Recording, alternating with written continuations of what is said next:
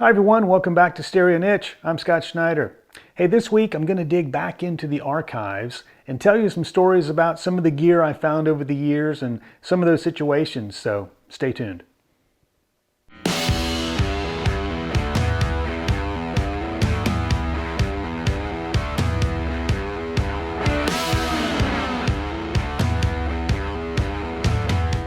So this group of this collection, I call it Ampex gear, but it started after I mentioned to someone locally, not long after we moved into our current home, that I collected vintage gear. And in that conversation, they said, I need to introduce you to a lady that I know locally because she has several storage units of audio gear. And they did that. They gave her my number, and then after a few days, she reached out and called me. And as it turned out, her husband was who had passed away, but he was a recording engineer for Sony and CBS up in New York in the late 50s, early 60s era, and through the 70s. And after he retired, the recording studio said, take all this old gear with you. They had, upgraded to newer equipment, and he was retiring and was probably one of the few left that could build these machines. And so he literally took everything and moved down from New York to North Carolina, which is where I am, and filled up 6 storage units worth of gear. And not only gear, but gear and tapes as well, the master recording tapes. And he unfortunately, sadly, passed away, and his wife was with these 6 storage units. And by the time we met, she had managed to whittle it down to about a little over a storage, well, I'd say a very full 10 by 10 storage unit. So I went over to see the gear. At this point, before I went there, all I knew was that she had some old audio gear. That's the only thing I knew. So I went there and saw in this storage unit all of these reel-to-reels. But the first thing, and then kind of the only thing that caught my eye was a set of speakers that were bright red. And I pulled the grill cover off, and it was very tight. I couldn't move them around. It was very tight quarters in there. And so all I could see was what in this picture you see here appeared to me to be an Altec 604 driver. And that's literally the picture I took with the grill pulled away, and I snapped a picture, and I really didn't know what it was. I mean, I wasn't sure. I thought that's what it was, but I wasn't sure. And she kept referring to them as big red speakers. And so naturally, that's what they are. That's what they look like. And so I thought she was just calling them that because that's what they look like. Well, she knew a lot more than I did. And it turns out they are, in fact, they're called Big Red Altecs, or Altec Big Reds. And they were very popular in the 70s as studio monitors, which was not anything I understood at the time. I had to do my own research and figure that out. Well, and this picture of them hanging, by the way, is a picture I found on the internet. It's I don't have them set up that way by any means, but so I ended up buying the speakers from her. I asked her what she wanted for them, and we agreed on a price, and so I bought them. Well, several months went by, and she reached out again and said, I just don't want the rest of this stuff in this storage unit, and I'm tired of dealing with it. Do you want to take it off my hands? And I said, well, I didn't know anything about this stuff. So I said, well, what do you want for it? She said, gave me a price. I said, okay. So I went to get it, and literally, these are the boxes the pictures I took when I was in the storage unit. There were just boxes after boxes of parts and different components. There were preamps, there were reel-to-reels, all these things that I literally knew nothing about then and don't know a whole lot more now, to be honest with you. But I took it off her hands and I brought it back. I happen to have a building that space I could put it in.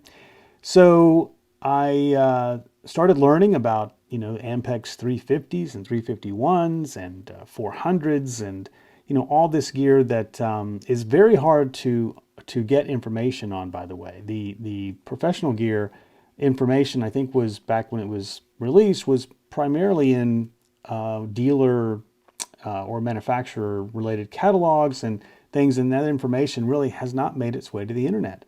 But over time, I ended up selling off the units. A lot of folks are looking for these types of gear to build period correct recording studios.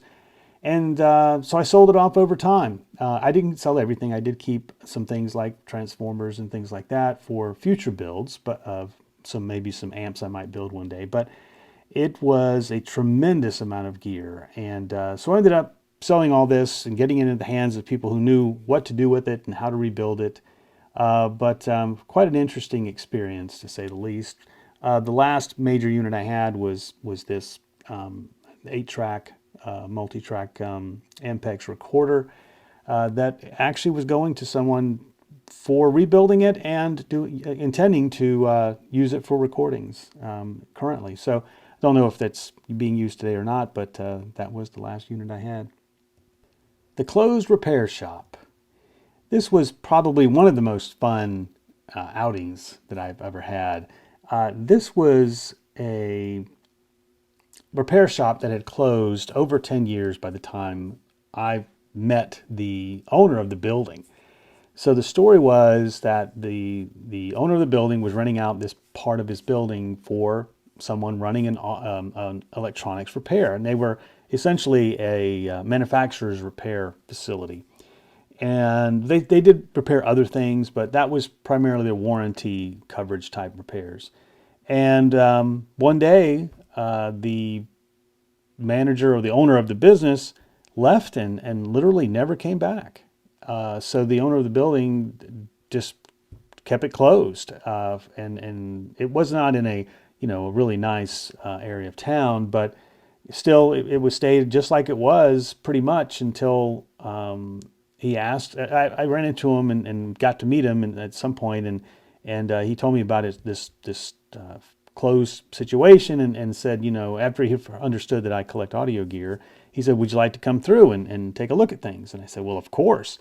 So I go down there and the lights are kind of on. It's extremely dark in there. There's a couple of lights in there, but around the corners and through between the shelving, it was pretty dark. So I took my own flashlight and everything and made my way through and saw just all this gear. It looks a lot more impressive than it really was. It really took me a lot of time to go through everything. But I did manage, to find some things here and there that were, worth making an offer. I mean, I did have to buy these things. And I did find, some things here and there, but there was a lot of stuff that really just, to be honest, wasn't of much value. But I found some gems in there. I found this Kenwood that needed a lot of work. I still have this unit, as a matter of fact, but needed so much repair that it just was beyond repair. I just have it for a parts unit at this point. And I did see some styluses, the kind you put on, old console type record players. But I did manage to find a little quad mono set. That was quite a shock, given everything else that was in there. But I ended up getting that unit along with the preamp. And amazingly found this Kenwood 700M.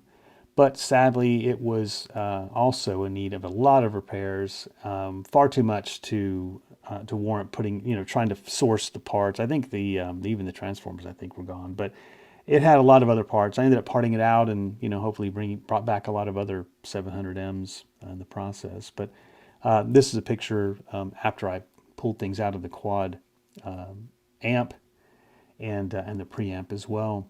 But really a fun day that I spent in there. It really has a lot of memories, but not a whole lot of findings there, but some cool stuff nonetheless.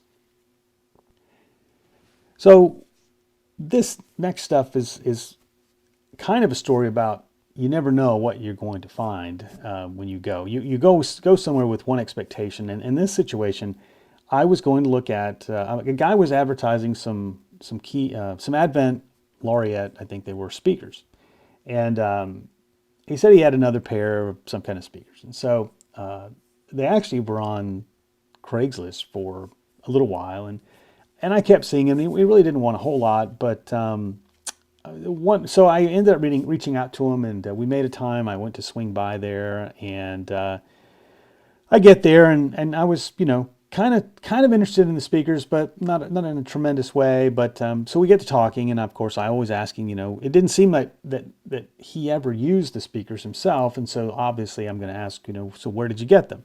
Well, it turned out that they were his father's speakers, and he comments that his father was sort of a semi, audio dealer. He didn't have a store, but he sort of did it on the side or what have you. And he says he also has some other accessories. So I obviously say, well, is that something you'd like? What is it? And would you be interested in selling it? So he says, sure. And so he goes back, pulls out several small boxes, and inside are all of these cartridges and stylus and head shells and all kind of stuff that I was just shocked. I had never seen this much, in the way of accessories, turntable accessories all in one place. So I, of course, made him an offer on it. He didn't have a clue. I honestly, didn't know how to. I couldn't go through every piece and evaluate. I didn't know, and still don't know enough about every cartridge to get some kind of idea. But anyway, I think I made a really good deal on it, and bought it, and have used several of these cartridges, but I have absolutely not gone through every single one. I do plan on setting up two exactly the same turntables, and I do have plans to put some of these cartridges head to head and do some comparisons and rate them and try to quantify the differences and the sound between them. But it was quite an interesting purchase nonetheless. It was very interesting. I still have the vast majority of these. I've given away a few things here and there, but for the most part, I still have all of these. Dahlquist and other stuff. This was another scenario where, again, someone that I had relayed that I collect audio gear mentioned that they knew someone that used to be an audiophile, and I gave him my number, of course, and said, let him know if they'd like to reach out. And so he did, and it took about a month or two before we were able to actually connect. And so when we talked, he said he used to be very heavy into audio, and he sort of got out of it, but he had a whole bunch of stuff in his closet, and he just wanted to get rid of it. If I was interested, just come over, and he'll make me a heck of a deal, he said. So I go over, and we chit-chat for a while about, some of the stuff he's had over the years. And then he says, okay, well, let me go, get things out of the closet. So he starts coming out, and he's pulling out stuff after stuff. And it's a lot of drivers, not in the best condition, some of them, but he was a tinkerer, I would say. And so he just sort of stacks up all these drivers and different parts and things. And he had some units. He had some these Dynacos and some other units here, Harman Kardon and Fisher, and so he just sort of stacks it all up and says, "Here, you can have all this." And I think it was like $100 maybe. I don't remember. It wasn't much from what I recall, but it's just one of these. You never know. It was absolutely just one of those adventures, and you just don't know because I got no information about what was going to be in it. And so I bought everything, and I bring it back, and of course, sorting through it and trying to organize things. And I start going through this turntable, and this plinth here has a little compartment on the right side for storing, little any accessories that you might use for a turntable, the cartridges or the little 45 thing, whatever. And so I opened it up, and inside I find this little one hitter. Quite a surprise, and I thought, well, that's probably period correct too. That's probably from the same era. Well, I called the guy back and just wanted to see if he was something he wanted to keep and wanted back, but he said he didn't know he didn't have any clue where it came from. So I got a kind of a chuckle out of that, and said, okay, no problem. So you just never know. And this is a picture of the Dahlquist. Actually, that was sort of the biggest piece and biggest unit I got from him. But they're in horrible shape, and they're still in horrible shape. He had modified them and decided to upgrade the tweeter. You can see it's been kind of cut out there, and another one replaced. But I need to.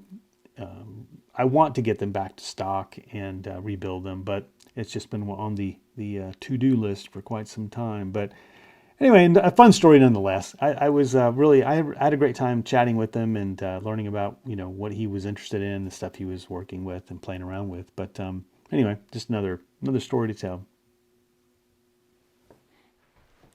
Well, there you have another set of stories. Hope you enjoyed those. I can tell you the electronics store, that was one I'll never forget. It was much bigger than I think the pictures could relay, but I can tell you it was very dark in there, and I was the only one in there for a very long time. And there were moments that I thought, what am I doing in here? But the thrill of the hunt was there, and I was very excited. I never knew what was going to be in the the next box, but I kind of thought I might find a few more things. But I found some cool stuff, and it was a great story to tell. But I hope you enjoyed it, and be sure to stay tuned for upcoming. I've got several other stories that I want to put together. Some are going to take a little time. I want to get some more material. There's some pretty big stories that I want to put together. But anyway, if you enjoyed that and don't want to miss anything in the future, please hit subscribe, and thank you for tuning in.